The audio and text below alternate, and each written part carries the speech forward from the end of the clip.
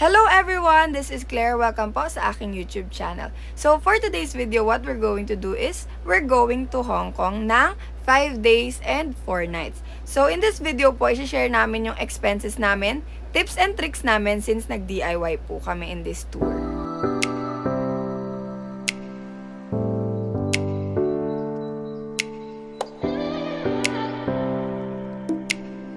In this video po, nakabila na po kami niyan to claim our boarding pass. So, I just wanna let you all know na pwede po kayong mag-online check-in sa napili nyong airline. Pero pwede rin po kayong pumila na lang, ganon. Tapos, dito po, sa next video na to is nasa immigration na kami. So, yan yung video na yan is immigration na yan. Pero, before that, may nangyari pa po. Hindi na namin na video kasi sobrang dami po namin ginagawa. Sobrang dami namin inasikaso. Kaya hindi na po kami nakapag-vlog. Pero, before that, pagpasok nyo pa lang po ng airlines, ng NAIA, need nyo po magbayad ng 1,620 pesos and ayun po ay ang travel tax natin. So, each person po, magbabayad po ng 1,620 pesos. After that, pwede na po kayong pumunta sa check-in counters o kaya mag-claim po ng inyong boarding pass. After claiming your boarding pass, pwede na po kayong pumila sa immigration o kaya after nyo pong i-check in yung baggage nyo, yung mga checked bag nyo, pwede na po kayong pumunta sa immigration. After immigration, pwede na kayong chumibog. Go guys! Wala na kayong iisipin yan kasi nakapasa na kayo sa immigration. Ulitin ko lang po para po sa mga viewers ko, ito po yung mga steps na kailangan nyo pong gawin. Una po, bago po yung araw ng flight ninyo, pwede po kayong mag-online check-in sa napili nyo pong airlines. Pero, pwede naman pong hindi. Basta pumunta na lang po kayo ng 3 or 2 hours earlier sa flight nyo po para makapila po kayo sa check-in counters.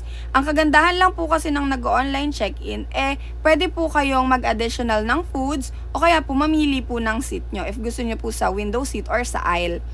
Next po is, pagdating nyo po sa NAIA, magbayad na po kayo ng inyong travel tax which cost 1,620 pesos po. After that, after nyo po nyan magbayad, mag-check-in na po kayo and ilagay nyo na po yung checked bag nyo kung meron man po kayong checked bag. After that po, pwede na po kayong pumila sa immigration. Sa immigration po, meron po kayong kailangang ipakitang documents. Isa po doon yung e-travel, ibig sabihin po e-travel departure. Makikita nyo po yun sa website. Type nyo lang po etravel.gov.ph. Ilalagay ko rin po sa description box yung link po and yung mga steps din po at the same time para hindi nyo na po rin kailangan tapusin yung video na to kung kailangan nyo pong mag-save ng time. Yon, kailangan nyo pong mag-fill up ng e-travel departure po kung departure po kayo. And if pauwi na po kayo ng Philippines, arrival naman po. Ganon. Pero kailangan nyo po talaga yon, e-travel. Tandaan nyo po yan. Ipapakita nyo rin po at the same time sa immigration is yung inyong travel tax na binayaran, yung resibo nyo po. Next pong ipapakita nyo is yung round trip nyo po na ticket ng airlines and at the same time yung hotel po na kung saan po kayo tutuloy. After immigration po, pwede na po kayong magkain-kain muna, ganto ganyan. Or mas better po na kumain na lang po kayo near po dun sa boarding gate nyo po. Like for example po kami po yung nakalimutan ko na po yung boarding gate namin. Pero kunyari po, yung boarding gate niyo po is kunyari 20, gate 20. Sa gate 20, around gate 20 po, for example, meron naman na pong mga kainan doon. So, doon na lang din po kayo kumain para if ever po na may announcement na mag-iiba po kayo ng boarding gate o kaya po may announcement po na madedelay yung flight, at least maririnig nyo po kasi around lang po kayo sa area. Itong video po na ito, nag-arrive na po kami niyan sa Hong Kong. So, yung bus po na sinasakyan namin is bus po yan ng Hong Kong. Pagbaba po namin ng plane, like Manila to Hong Kong po, pagbaba po namin sa Hong Kong, pinasakay po kami sa bus and yung bus po, ihahatid po kami sa may airport pa rin po yan. Pero palabas na po. So, pa-exit na po yan. So, ayun po, yung day 1 po namin on the way to Hong Kong po, actually, ginabi na po talaga kami. So, yung day 1 po namin, hindi na po kami nakapaggala-gala. Dumiretso na po kami after arrival po, dumiretso na po kami dun sa hotel, and then, nagpahinga na lang po para kinabukasan po. Ayan po, yung train po na yan is, inside the airport pa rin po yan. So, ihahatid ka po niyan, pa-exit na po. So, yung bus po, at saka itong train, nasa loob pa rin po kami ng Hong Kong Airport. Additional tip po, Kung bibili po kayo ng SIM, maghanap po kayo ng 7-Eleven sa airport ng Hong Kong. Mas mura po kasi doon. And pwede rin naman po kayong mag-Klook. Pero sa amin po, hindi po namin kinonsider magbili sa Klook kasi po ang dating po namin 12 PM na. Hanggang 9 PM lang po kasi yung booth ng Klook sa Hong Kong airport.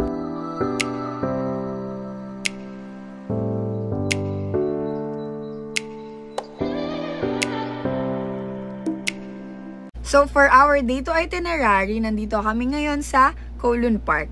Walking distance lang siya from Tsim Sha Tsui Station and sa Cameron Road since dun kami nagsistay. Dun yung aming Airbnb. So, for Kowloon Park, free entrance lang siya. Ayun yung nakakatuwa sa Hong Kong, guys, is yung mga tourist spots nila, most of them, free entrance lang.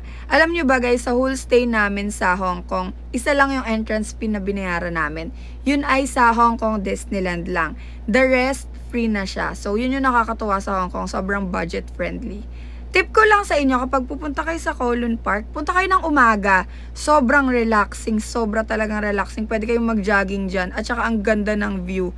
Yun nga lang, ang lamig din, kaya dala na lang kayo ng jacket nyo kasi sobrang lakas ng hangin dyan. Actually, sobrang lawak pa ng Kowloon Park. Kaya kung pupunta kayo sa Hong Kong, visit na rin kayo sa Kowloon Park if gusto nyo mag-relax, ganun. One more thing I like about Hong Kong is yung kanilang mode of transportation. So, if budgetarian traveler ka kagaya ko, syempre mas gusto natin maglakad-lakad, mag-commute. And here in Hong Kong, sobrang daling mag-commute. As in, isi-search mo lang sa Google and then lalabas doon kung anong oras yung departure nung bus, anong oras yung dating nung bus doon sa stop na yon. Ganun lang kadali. Mag-download lang kayo ng Google Map or kahit sa Google lang, okay na yun. In this video, yan, nasa McDo kami. Tokwawan na yan. Nakapunta na kami ng Tokwawan. Ayun lang yung sinakyan namin. Sa Nathan Road, sumakay lang kami ng bus and then, ayun na, baba na lang sa Tokwawan. Actually, meron namang iba't ibang modes of transportation sa Hong Kong. Sa 5 days stay namin sa Hong Kong, trinay namin lahat yon.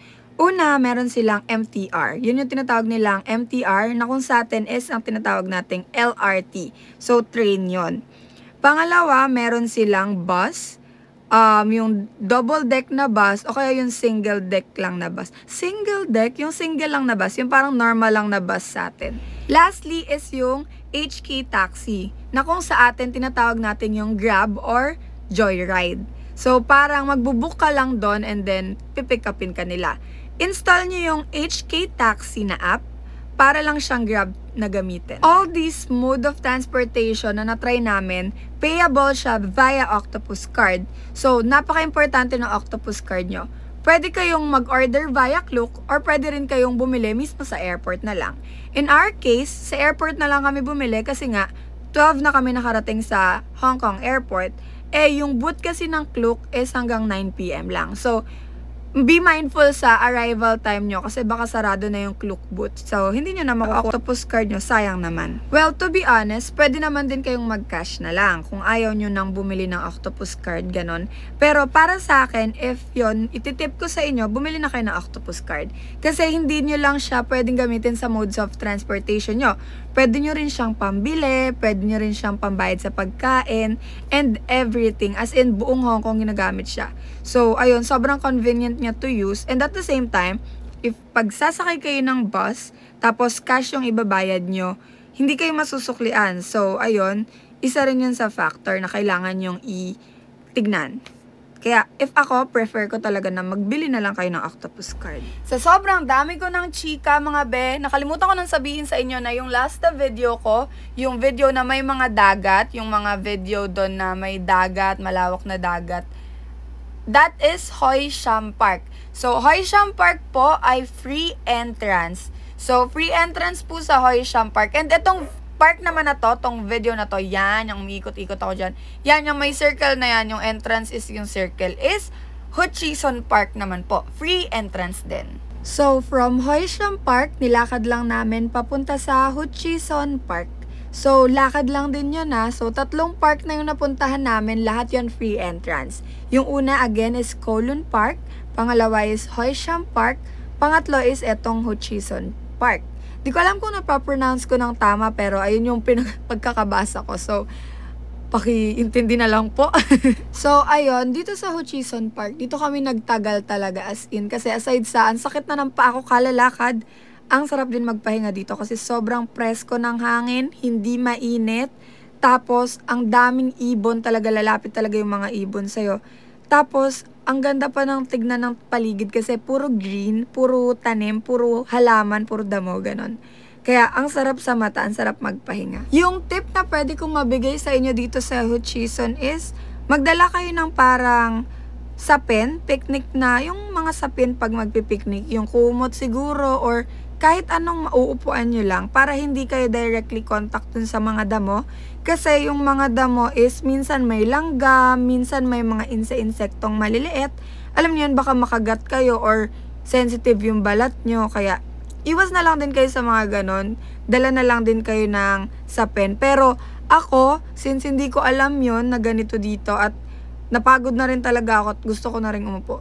Umupo na lang ako sa damo and so far wala namang nangyaring ganon, kagat-kagat ng insektos. Kaya, ayun. At the same time, magbaon din kayo ng tinapay nyo dito. Ang saya mag-picnic dito. Pwede kayo magdala ng mga pagkain, ganon. Picnic date. Another thing you have to try kung pupunta kayo sa Hong Kong is yung breads and pastries nila. Sobrang the best, besties. Ang sarap ng mga tinapay nila. I suggest, bumili kayo ng mga tinapay dun sa mga bakery na maliliit lang, hindi sa mga malls. Kasi mas masarap yung mga bakery na maliit lang. And ito naman, yung ramen noodles. Sobrang laki ng serving nito. Hindi ko naubos yan. As in, sobrang laki. $39 lang ata. If I'm not mistaken 39 Hong Kong dollars lang. Ganyan kalaki. Sobrang laki talaga. Kahit 2 tao kayo dito, hindi nyo mauubos. Yung boyfriend ko, malakas din kumain yun, pero hindi niya rin naubos yung pagkain niya. Sobrang dami talaga ng serving, as in, ang lala. Kagaya ng pagsabi ko sa inyong itry nyo yung mga breads and pastries sa Hong Kong, itry nyo rin yung mga noodle shop sa Hong Kong. Sobrang solid din. Eto na, yung pinaka-exciting part ng day 2 namin is ang pagpunta sa Wonderland Superstore. If kayo ay mahilig sa K-pop, anime, mga cartoon, o kaya may mga kasama kayong chikiting, pumunta kayo dito sa Wonderland. Super mura lang po ng mga items and sobrang saya pumasok sa loob. Habang nandito ako sa loob, alam nyo ba guys, heal na heal talaga yung inner child ko. Kasi kompleto sila, may anime, may K-pop, may Gundam, may Disney, may lahat mga be, sobrang saya. Kaya kahit window shopping lang kayo, mag-e-enjoy pa rin kayo. Tapos merong mga gachapon. Meron din mga gachapon sa loob. So nakakatuwa kasi ang daming items. Sobrang lawak niyang shop na yan, as in. Kagaya nga ng sinabi ko kanina, 'di ba? Sabi ko sa inyo, magagamit niyo yung octopus card niyo all around Hong Kong. Literal na all around Hong Kong. Hindi lang sa mode of transportation, hindi lang sa pagkain, magagamit nyo rin kasi 'di ba sa McDo at saka sa ibang pagkainan, magagamit nyo rin siya sa Wonderland Superstore. Ayan, itatap nyo lang yung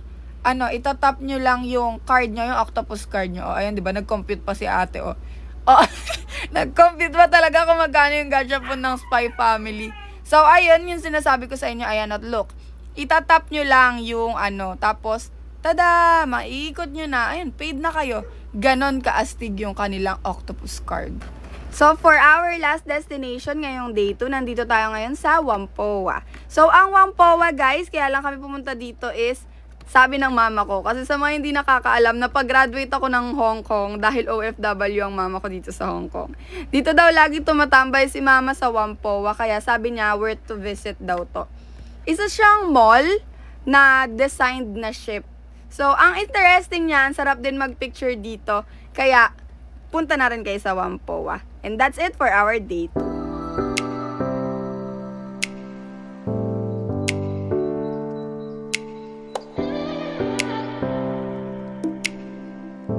Hi everyone! Today is our day 3 in Hong Kong. So, for today, ngayong day 3, try naman natin ang MTR since na-try na natin yung bus nung day 1 and day 2. Ngayon, magre-reload tayo ng ating octopus card since ubos na yung laman ng aking octopus card kasi ginamit natin nung day 2 nung pumunta tayo sa McDo, kumain tayo sa McDo ng noodles and nung bumili tayo ng mga gachapon sa Wonderland Superstore. Kaya kailangan natin mag-recharge. So, saan nga ba pwedeng mag-recharge ng mga octopus card?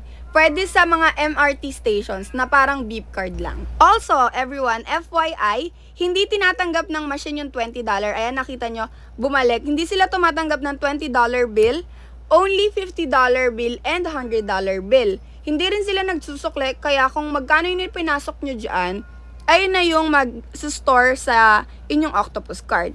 So, para lang siyang beep, nakikita nyo kung magkano na lang yung value and kung magkano yung in-insert nyo. So, ganun lang din kadaling pumasok. Tignan nyo, para lang din siyang LRT. Itatap nyo lang yung octopus card nyo na parang beep card. So, ayun, after nyong itap yung octopus card nyo, of course, makakapasok na kayo. Then, yung mga signages naman, written in English naman sila. So, maiintindihan din natin agad ng mabilis. Madali din namang intindihan kasi may mga arrow, may mga nakaturo kung anong floor. So, ayun, dito, pag nakita nyo yung signages, ayan o, to Tokwawan, to Chuenwan, 21? Hindi ko alam kung paano i-pronounce, pero ayan, may signages naman na dito sa left, yung pa-central, tapos yung sa kabila, pa Tokwawan, kunyari, ganun pa Chuenwan, 2N1, 2N1. Basta kung paano ba i-pronounce yun.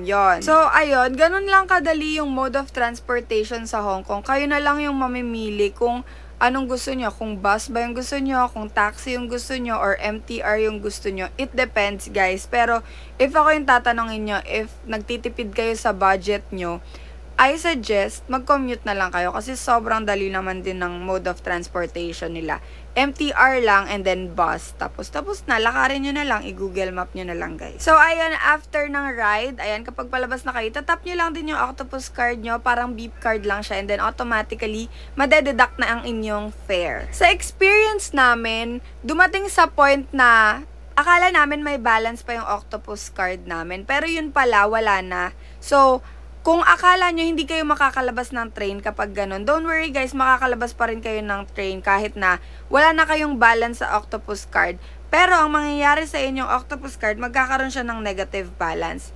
And yung negative balance na yun is payable yun kapag ka nag-top up ka na ulit sa inyong octopus card. So, need yung mag-top up ulit para mabayaran yung utang nyo or in short, yung negative balance nyo sa inyong octopus card. Ayun, nandito na pala tayo neto sa Mongkok. Bumaba lang kami sa Mongkok Station. So, ang sadya namin sa Mongkok ay yung mga shopping. So, pumunta kami dito para sa anime stores, K-pop stores, and sa mga shopping sa mga bazaar, night market, ganyan. So, during this time, Google is live kami talaga kasi sobrang accurate naman ng Google. Kaya, kapag baba nyo ng mga stations o kaya kapag baba nyo ng mga bus stations, i-google nyo na lang kung paano kayo pupunta doon kasi hindi naman pwedeng ibaba kayo doon sa exact destination nyo. Hindi to Pilipinas, mga beha. To be honest, mas marirecommend ko pa nga yung Google Map kasi aside sa sobrang accurate ng mga Google Maps, alam nyo, makikita nyo via Google Map kung anong oras magbubukas and magsasara yung pupuntahan yung store or kung ano man yung pupuntahan nyo. At the same time, hindi kasi lahat ng nasa Hong Kong, hindi lahat ng tao sa Hong Kong is Filipino, hindi lahat nakakaintindi ng English. So, mahihirapan kayong magtanong kung magtatanong kayo. So, kung gusto nyong mag-shopping sa Hong Kong, gusto nyong mamili ng mga souvenir, mga murang gamit, punta kayo dito sa Mongkok. Sobrang daming mga market dito. Tapos, bisitahin nyo yung Argyle ba yun? Argyle.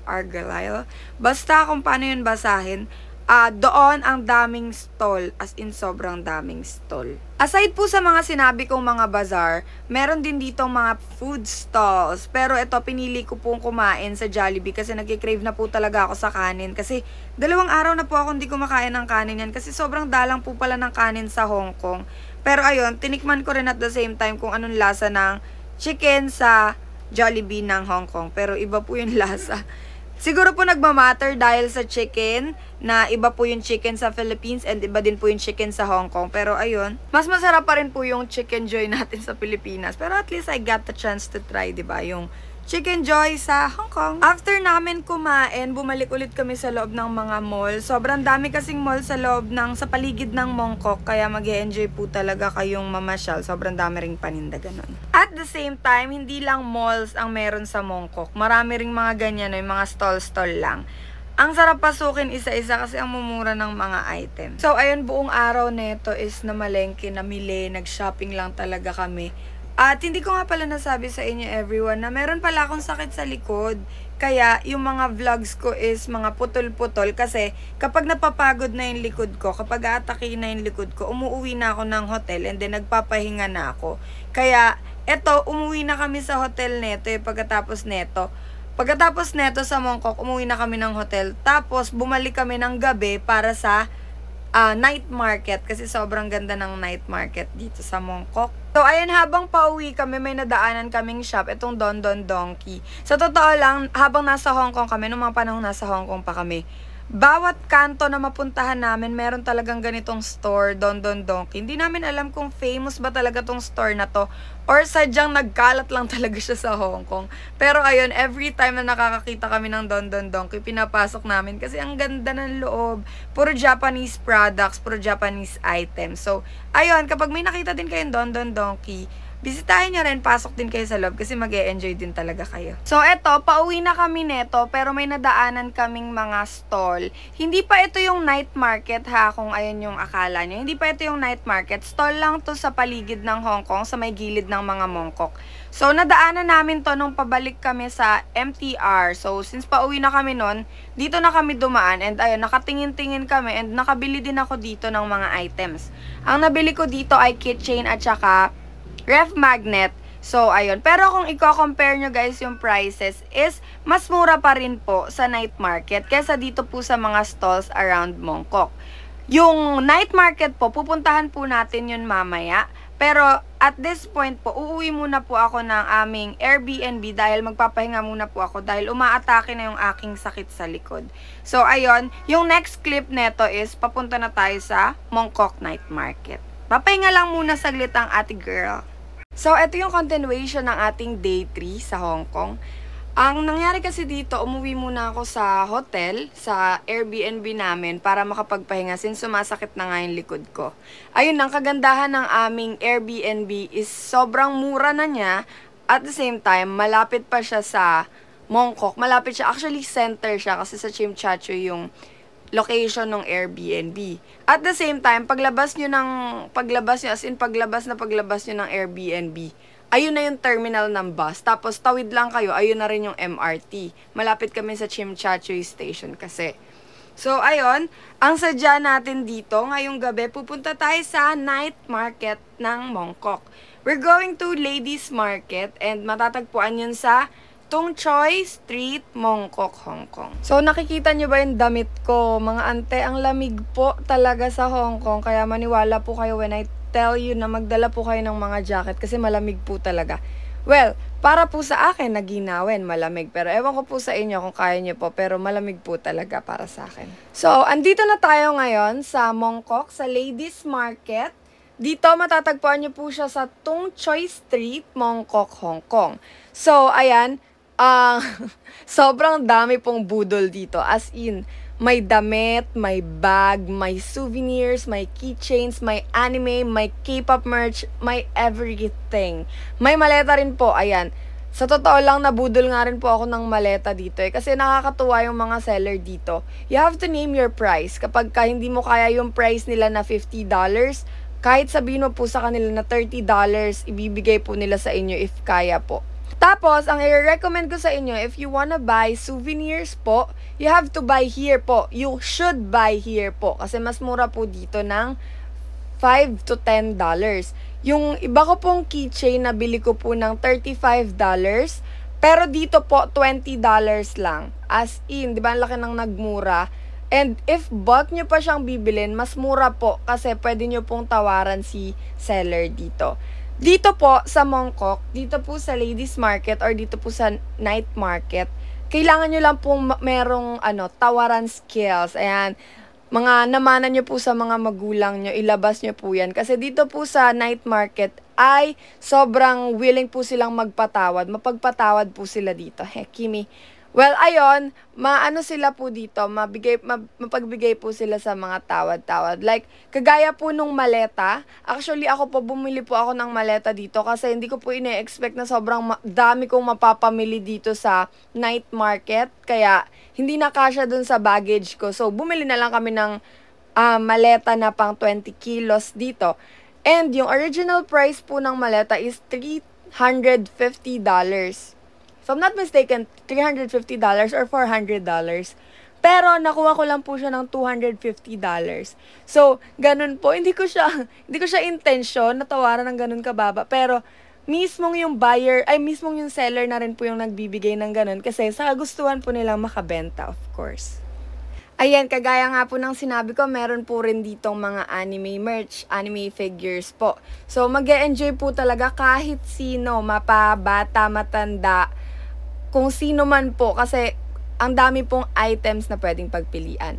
Also, sa paligid din po pala ng Mongkok, ng Ladies Market, meron pong maraming papalitan. Kayo na pong bahala mamili kung saan po mas magandang magpapalit. Pero kami po, nagpapalit na lang kami sa unang papalitan na nakita namin kasi excited na rin kaming mag-shopping.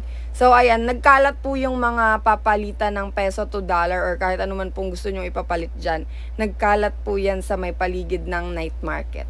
So, ayan po, nagsasara po, ulitin ko lang po, nagsasara po sila ng 11:30 PM. So, I suggest punta na po kayo ng, kahit mga 5 PM po, kain na lang po kayo sa paligid ng Mongkok and then, ikot-ikot nyo na rin po. And, ayan, ang dami rin pong bags. So, ayun, ulitin ko lang po ulit, yung skills nyo lang po sa pakikipagtawaran ang importante dito sa night market kasi, mismong si seller po ang hahabol sa inyo para bumili ng items nila kahit sa sobrang babang halaga po. Also nga po pala, nakalimutan ko pong sabihin sa inyo na around Mongkok po din nyo matatagpuan ng Sneaker Street. So, sikat na sikat po ang Sneaker Street kasi ang dami pong shoes dito. Pero unfortunately, dahil lang sadya po namin sa Mongkok ay yung night market, di na po namin naabutang bukas yung ibang sneaker shops. So, yung iba po is pasara na po, yung iba naman po is bukas pa pero sobrang dami naman pong tao. Hindi na po kami nakapamili ng mga boodles na sapatos. Pero, ayun po, walking distance lang po ang Sneaker Street sa Ladies Market. Sa totoo lang po, kung ikukumpara nyo po sa Pilipinas at saka sa Hong Kong na presyo ng shoes, sa totoo lang po, mas mura po talaga dito sa Hong Kong. Kasi po, may nakita po ako yung gustong-gusto ko pong shoes na Nike po. Sa Philippines po, parang 3.5 po ata yun sa Sports Central. Pero dito po, nakita ko po siya na 2 lang po ata sa peso. So, ayun. Ang masasuggest ko naman po sa inyo kapag bibili kayo dito, ako po sa experience ko po, mas maganda pong bumili dito gamit ang card po. Huwag na po kayong magpapalit ng peso to Hong Kong dollar kasi mas bababa po yung presyo ng inyong pera. Kung sa mga, dito po kayo bibili sa mga shoes na, ano ba itong tawag dito, stalls na to, meron naman po silang card na ATM, ano bang tawag po doon, yung sinusuksok yung card mo. And pwede naman po silang tumanggap ng Mastercard or Visa card. So, ako, ang ginawa ko po is, nag-card na lang po ako, hindi na po ako nagpapalit ng cash. So, ayun, mas mura in fairness kasi kapag magpapapalit kayo, 8.5 ata, 8.5 pesos ang $1. So, ayun, kaya hindi ko alam na mas mura pero yun, na-observe ko nung pag-uwi ko na dito sa Pilipinas na oo nga no, mas mura. Pero hindi sa lahat ng pagkakataon kasi may ibang shops hindi tumatanggap ng card. So, ayun, tignan niyo na lang kung like make your own experiment. Ang saya-saya mag-experiment sa ibang bansa, guys. Isa pa po sa mga bagay na nakakatuwa sa Hong Kong na pasukin is yung mga medical keme-keme store nila. Yung may mga pamahid po, may mga Tiger Balm, ganun-ganyan. Kasi po, talagang mahilig po yung mama ko sa ganito. And, ayun, sabi niya, ito daw po yung pasalubong ko sa kanya. So, meron din po niyan sa Mongkok. So, ayan, uulitin ko ulit 11:30 nagsasara sila. So, dito sa video na to, makikita nyo na nagliligpit na. Pero, pwede naman kayong bumili pa kahit nagliligpit sila niyan. Kasi ako nga, bumili pa ako ng bag neto. Kaya kami bumalik dito kasi may gusto akong bag. At ngayon ko lang naisip na gusto ko pala yung bag na yun. Kaya, ayan, binalikan namin, hinanap namin. And thankfully, nakita naman namin. At the same time, may mga pahabol na pasalubong. Ayan, mga t-shirts, kagaya niyan. Also, ayan, sa sobrang dami naming pinamili, kinailangan na naming bumili ng maleta. Makikita nyo dito sa video na to, dito sa mga susunod na clips na may binili kaming maleta. Ayun, ayan. Kasi hindi na namin alam kung paano namin pagkakasyahin yung mga gamit namin. And ayan, uwian na. Google Map na naman yung kakampi namin. See you sa aming day 4 trip sa Hong Kong.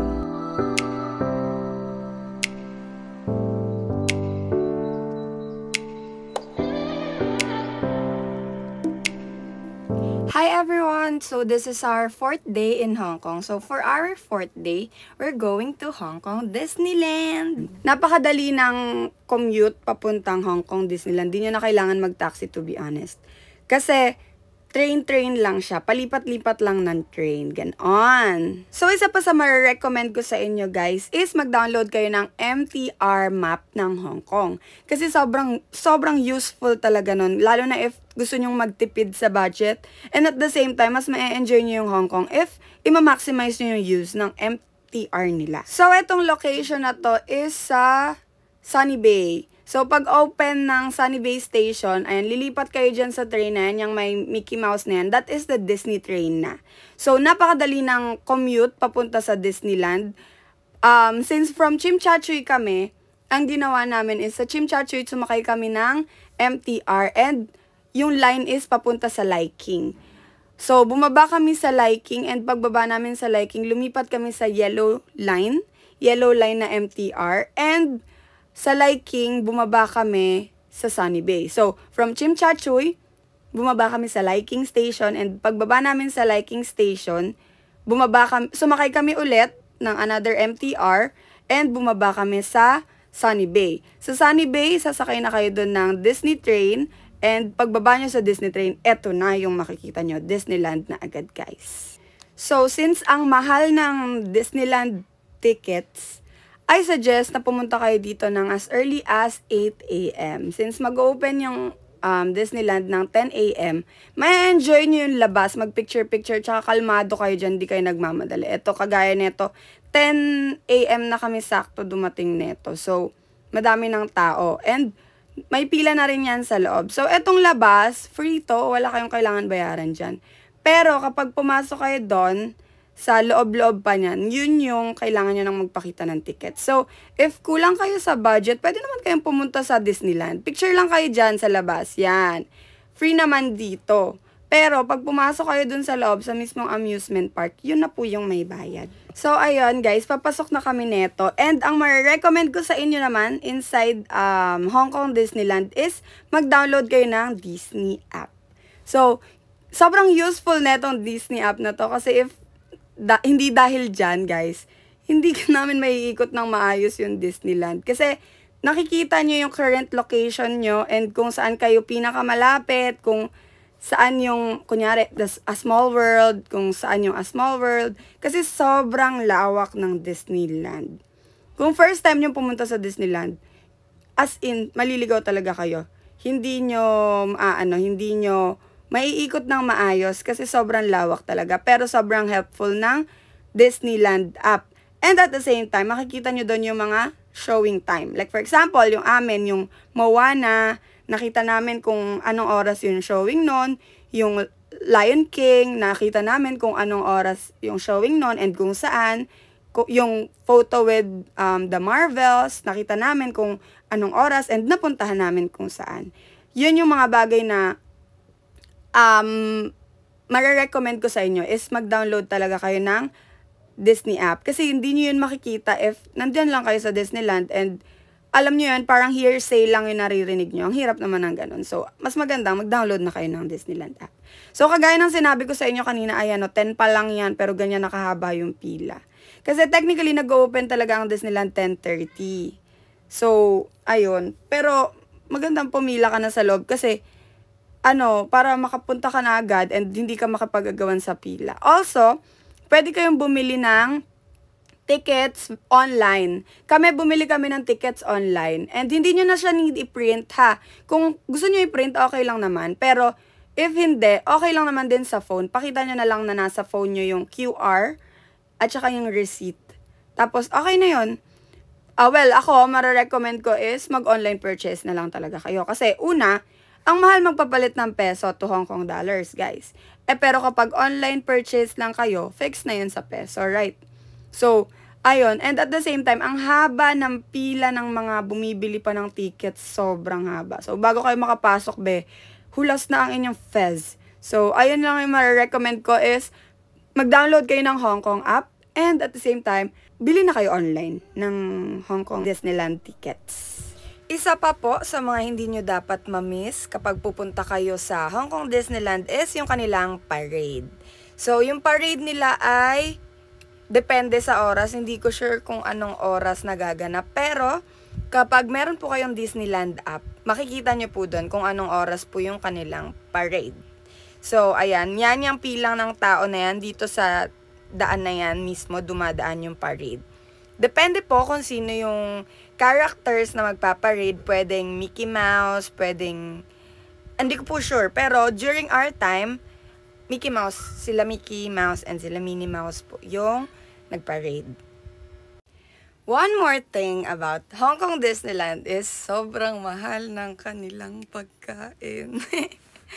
No, pero sobra po talagang mahal ng kanilang pagkain. So you guys can either magbaon po kayo ng food, pwede po kayong bumili sa along the way, 7-Eleven or sa mga convenience store, or pwede nyo pong i-enjoy ang Disneyland foods. Since minsan lang naman po tayo pupunta sa Disneyland, why not spend a little extra para sa ating food? At cute naman po sila.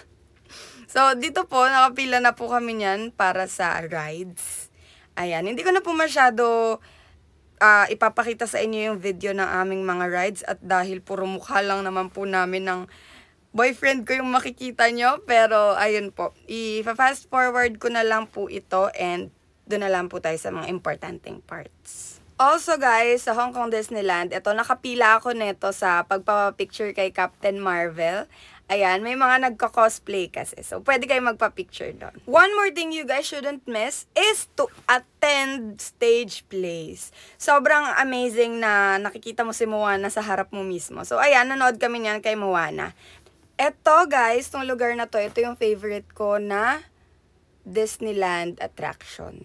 Kasi sobrang underrated niya to the point na halos wala ngang tao. Pero sobrang ang saya neto kasi maze siya na bawat point ng maze, makikita mo yung Disney princesses. Story ng Disney princesses. Like for example, merong story ni Rapunzel, story ni Snow White, story ni Cinderella, and all Disney princesses na pwede nyong maisip, nandito yung story niya. And of course po, huwag niyo pong papalampasin is yung sobrang amazing po na ito experience natin. And mas lalo pang pina-amazing natin.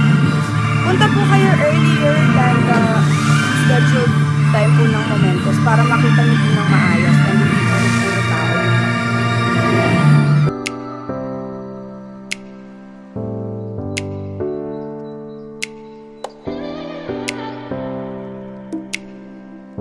Hi everyone! So this is our last day in Hong Kong. This is our 5th day. So to be honest, pauwi na sana kami neto pero nakasalubong kami ni Mr. Sam and sabi niya kung anong oras daw yung flight namin pa uwi ng Philippines and sabi namin 9 pa. 12 noon yung check-out time namin. So sabi niya, masyado pang maaga, wag muna kayong pumunta sa airport. Sayang naman yung oras nyo doon. Kaya sabi niya, balik na lang kayo dito around 5 p.m. And kunin nyo yung gamit nyo dito, tsaka kayo pumuntang airport. So, sobrang bait ni Mr. Sam. Siya yung may-ari ng Airbnb namin. Yung 5 hours namin na sana tinunganga lang namin sa airport is nakapaglibot-libot pa kami sa Hong Kong. So, ayun, nakapamili pa kami ng dagdag na pasalubong niyan.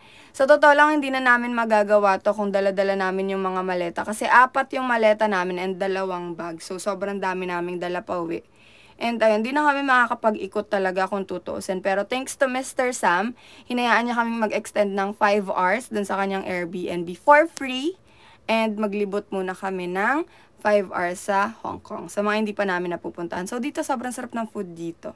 As in, sobrang sarap. Hindi ako mahilig makaubos ng pagkain kasi talagang mabilis ako mabusog. Pero sobrang sarap na busog niyan.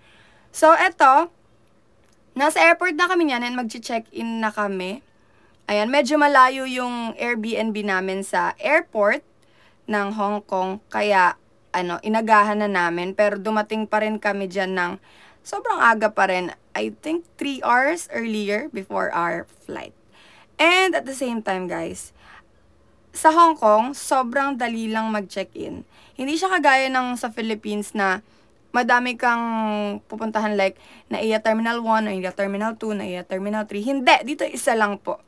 And pagpasok mo po ng Hong Kong, marami pong signage. So, wag po kayong mag-alala na baka maligaw kayo or what, dahil hindi po. Ito naman po is, papasok na po kami sa plane namin. Tip ko lang po sa inyo is, maaga po kayong pila. Maaga po kayo pumila. Kasi kagaya po nito, na late na po kami pumila, pinatapos po muna namin yung pila namin. Pila na nauna sa amin.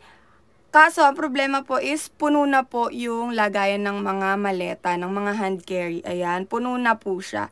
So, ang nangyari po sa luggage namin, sa hand carry luggage namin is, chinek-in na po siya. So, yan, yung mga maleta po dyan, punong-puno na po yan eh. Kaya ang nangyari po, yung maleta po naming dalawa, chinek-in na lang po. So, suggest ko lang po sa inyo, pila na po kayo agad kapag nakita nyo na po silang nagpipila para makapasok na rin po kayo agad sa plane and malagay nyo na rin po yung baggage nyo. Kasi, i-check-in po talaga nila yan. So, kung iniingat-ingatan nyo yung hand carry nyo na luggage, pwede silang ma-damage kapag naka-check-in. So, ayun lang po. Thank you for watching my vlog. See you again next vlog. Bye-bye!